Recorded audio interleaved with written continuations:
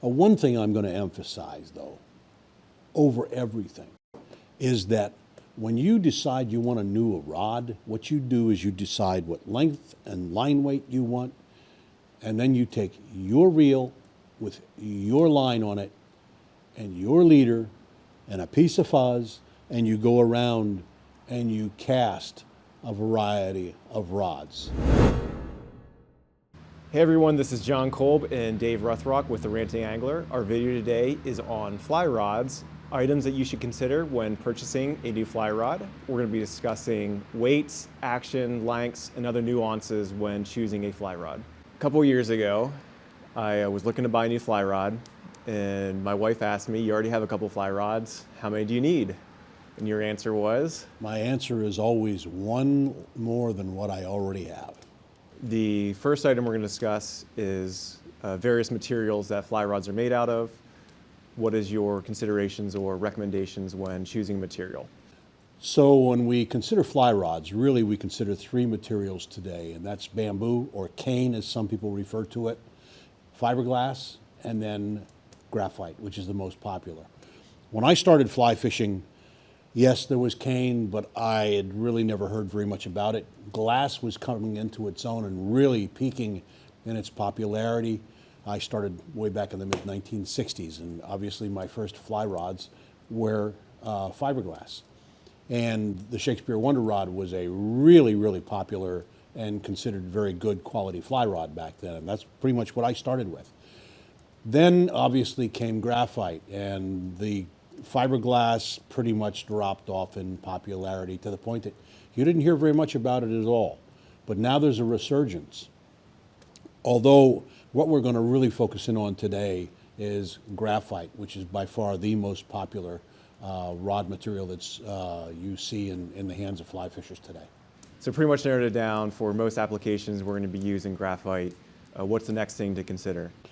To me, the first is length. And that's pretty much dictated by the environment in which you're going to find yourself fishing. You got to keep in mind the most popular lengths now. I'm first of all going to exclude the Euro nymphing rods. We're looking at 7 foot to 9 foot as being really the most popular lengths. And obviously, when you're talking about the shorter rods, you're talking about fishing smaller waters. There were times that I would consider going out and using my standard rod, which was pretty much the only rod I owned, and I got to the stream and realized this isn't going to make it. So when you have really tight quarters, you're looking at really finding the real advantages that are inherent in a much smaller rod, 7.5 feet. Believe it or not, we have a small stream right out beyond the camera that I have fished numerous times. It's actually only 2 or so miles away from my house, and 7 to 7.5 feet is about what you're looking at in a rod to be able to effectively address the conditions that you'll meet on that stream. Now, once you start getting into an environment where you have more casting room, you have a wider stream, here we're talking about 25 or so feet in width. Once you get into that 35, 45, and 50 foot width, then you've got more casting room. A long rod's going to really provide you an advantage, and then you're probably looking at rods of anywhere from 8 to 9 feet being most effective to fish those streams. When you're looking at fishing the larger streams, then that 9 foot length really comes into play. It's going to allow you to reach out and present those flies to those fish that you wouldn't normally be able to do so with that smaller rod. And I will say, as a guide, it's interesting because on some of the streams that I guide, actually most of them, they're a bit longer, they're a bit wider streams, and so the longer rods definitely provide an advantage. And a client shows up with a 7.5 foot 3 weight. It's not going to make it. He's going to be really, really limited in his ability to present flies. So by that time, I'm reaching out and putting together a 9 foot rod and saying, we're going to fish my equipment today. I see a lot of guys use too small of rods on smaller streams, and I'm one I like to push the envelope. I'd rather have just a little bit too much rod in some applications than too short of a rod, especially if you're trying to keep your leader and fly line off the water on some of these small mountain streams. And if I'm fishing with another person, generally a lot of times I may bring a nine foot rod on a small stream, and then thinking, man, any longer I would have been in trouble. But there are a lot of situations where I feel like that suits me well with keeping that leader and fly line off the water to avoid things like drag and maybe not spooking the trout on those longer pools. So I decided I want to go with graphite, have an idea of the length of the fly rod I'm going to use, and the next consideration would be. Well, the next consideration really would be related to what you just mentioned earlier, and that's what line weight you chose to use. And we'll get into the line weights a little bit later, but obviously that's the way you look at a rod. You determine what length and line weight you want. But in reality, there's another factor that's, I think, very important with regard to performance, and that is action. Action is where the rod bends under load. There's another factor that we can get into, and that's stiffness. That is not actually the same as action. It's quite different. So when we look at actions, we're looking at basically slow, medium fast, and beyond. There are some rod manufacturers that, at least in the past, have presented their rods as very fast or ultra fast action. That can really be problematic. If you go years ago, when I first started getting into fly fishing, what we had basically was a parabolic action and a dry fly action.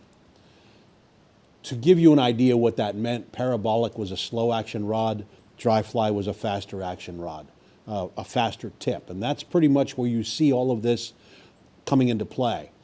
With your slow action rods, they're going to bend all the way down into the grip. But once you start getting beyond that, you get up into the medium action rods, you're going to see that bend going about into the middle of that rod. Now, once you get into medium fast, you're up to about, the upper third, and then fast action rods, you're getting somewhere close to that tip, and you're probably looking at more of that flex showing up somewhere about only a quarter of the way down from the tip. And now when you consider that, most people liken fast action rods to more powerful rods. To a degree, that's true. But in reality, when it comes to fishing, I believe that medium fast is going to be something that's going to be very, very castable by the average caster. And at the same time, if you have someone, and I'll use myself as an example, who likes to reach out and cast a longer line, medium fast actions will still do me quite well. And so that's pretty much what we're looking at with regard to the actions of the rod. Speaking of line weights and matching a line with the rod, what applications or what considerations should I take into effect? Well, when we look at line weights, that's something that's very, very particular to the type of fishing that you're going to do. You're looking at really the most popular rod today being a 9-foot 5-weight rod. Now, when we say 5-weight, that means that rod is expected to perform optimally with a 5-weight fly line. And there's a matter of how that rod loads, how that line is going to perform. But the one thing you're going to know is the fact that, okay, I have a 5-weight line on here. That's pretty much generally across the board something you're going to be able to do for the vast majority of your fly fishing. Then obviously there are rods that are sold for lighter line weights and heavier line weights. And then you get into your applications. Lighter line weights, more delicacy in presentation. Obviously then you're going to be more limited in the length of line that you're typically going to be fishing.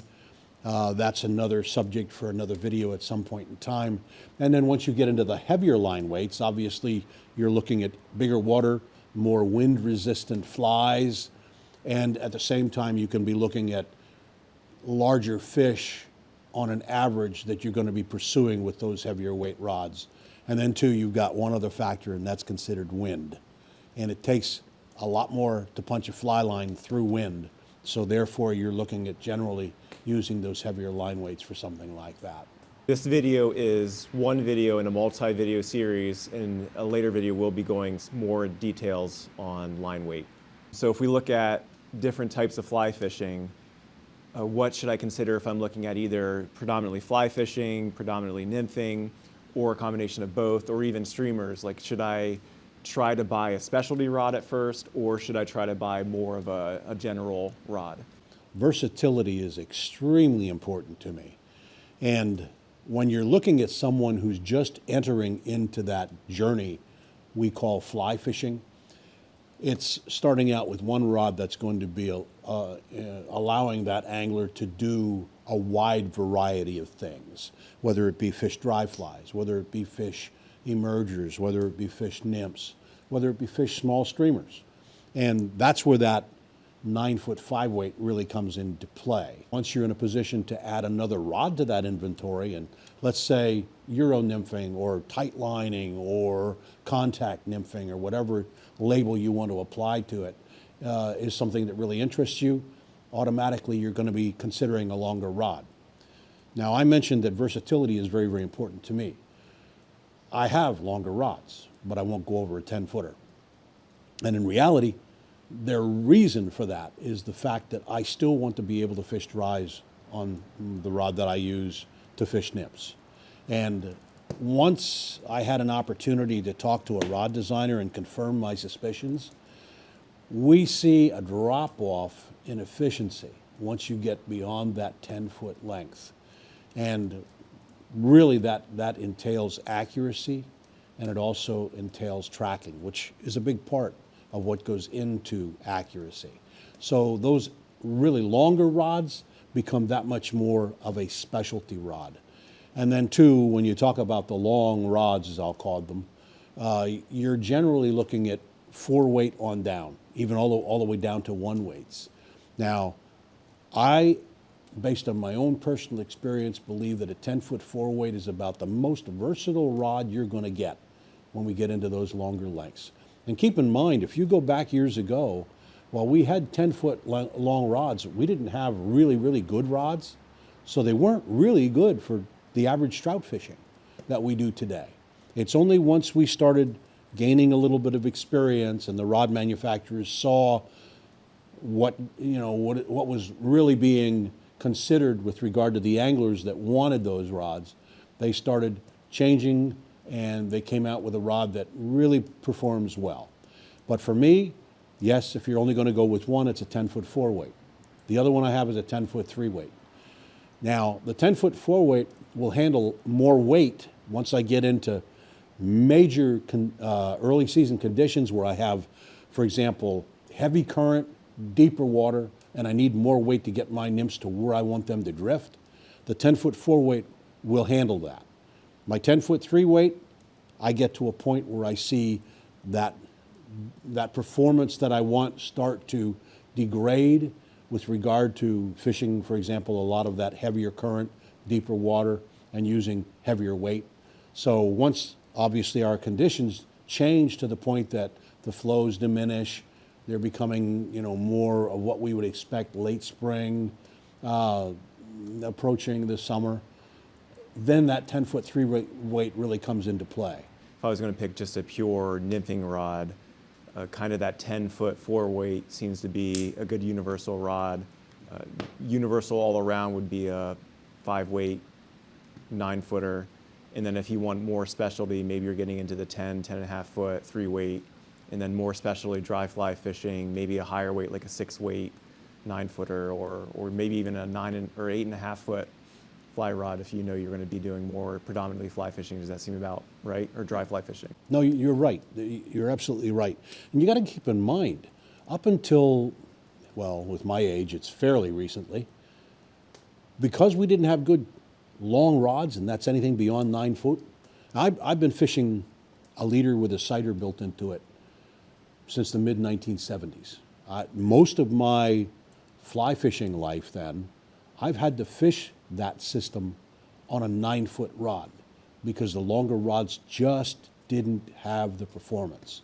They wouldn't protect, for example, the lighter tippets and what have you that we might be able to use in those fishing scenarios.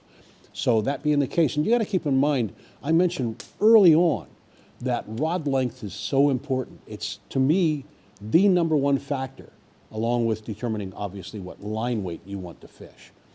And what happens is, today even, when I'm fishing smaller streams, there are going to be situations where I find my 10-footer too long. I'm getting hung up.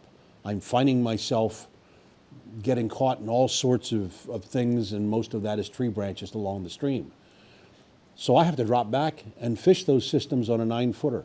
And it can be done, and it can be done very, very easily. So all of a sudden, you're starting to see more of that versatility enter into the equation with regard to what a longer rod or perhaps just a little bit shorter rod might be able to provide in optimum performance when we're actually in that environment we're going to find ourselves fishing. So we just bought our new fly rod, we're excited, and we start using it. What are some considerations for care and maintenance of our fly rod? First of all, don't be like me. So I'm going to ask you to do as I say, not as I do. I have a tendency to not put my rods away right after I'm done fishing. Now, you got to keep in mind you never want to put a wet rod in a cloth sack. Mildew can build up very quickly, and it will deteriorate your cork grip, and it will also attack your rod windings. So that's something to keep in mind first and foremost. The other thing is how easily rods can be broken when they're not in a case. And the only rods I've actually broken, except for maybe one, was actually my negligence, breaking them in a car door or something like that. And so that happens when the rod's not in a rod case. Put it away, you're going to be safe. And I always say, rather be safe than sorry.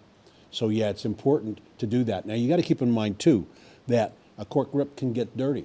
Take a little really, really fine grip sandpaper. You can take care of that dirt. I don't worry about it. To me, it's character on my rods. But one of the other things is, what about rod furls? It doesn't happen so much today, but it used to. You'd be casting a rod, and all of a sudden a section would have a tendency to go more toward where we're presenting our fly. That, like I said, doesn't really happen very much today, but what I recommend is that you actually use paraffin to wax your furrows now and then. They will be easier to get together and at the same time take apart. It will reduce your wear, and all around it can actually be a really good thing with regard to care and maintenance of your fly rod.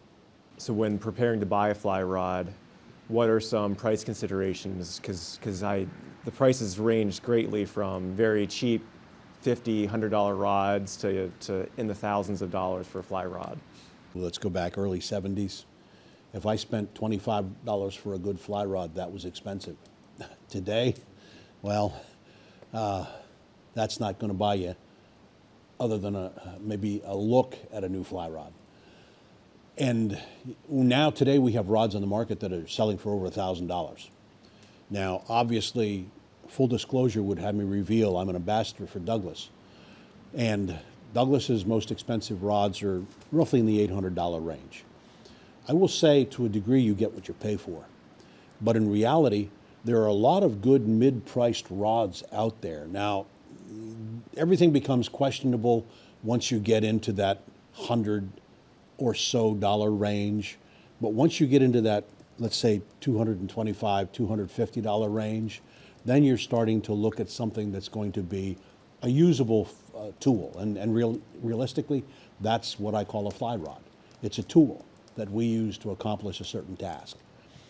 But once you get into the higher priced rods, then you're getting a little bit better workmanship and craftsmanship in the finished product. Perhaps you're getting a better reel seat. Perhaps you're getting higher grade components. Today, we have materials used in fly rods that we didn't have even 5 years ago. That being the case, now there's that issue of durability. Well, if the material is stronger, think about what benefit that might provide the fly fisher. If the rod is a little bit better with regard to consistency, and you're looking at that flex being more smooth throughout the entire blank of that rod, then perhaps there might be an increase in the potential performance of that rod as well. One thing I'm going to emphasize, though, over everything, is that When you decide you want a new rod, what you do is you decide what length and line weight you want, and then you take your reel with your line on it and your leader and a piece of fuzz, and you go around and you cast a variety of rods. And one of those rods just may fit you a little bit better than the rest. One of the difficulties that I've experienced in the past is when someone asks me, well, Dave, I'm looking at getting a new rod, and we talk about length and line weight, and I tell them to do just that. And after a while, I encounter that person again and ask them about their search for the rod and whether or not they actually purchased one, and their comment was, yep, I've got just what you fish. I might have done that. And you know, that bugs the daylights out of me, because that's not necessarily the rod that they would have felt that they would have preferred over all others. And you know, the more confidence you can have in a rod, the more comfort you can experience with fishing and casting that rod, the better you're going to fish. We really appreciate you guys watching the video. It will really help us if you subscribe and share this video with somebody you know who's looking to buy a fly rod. Stick around and check out our other videos on both reels and lines.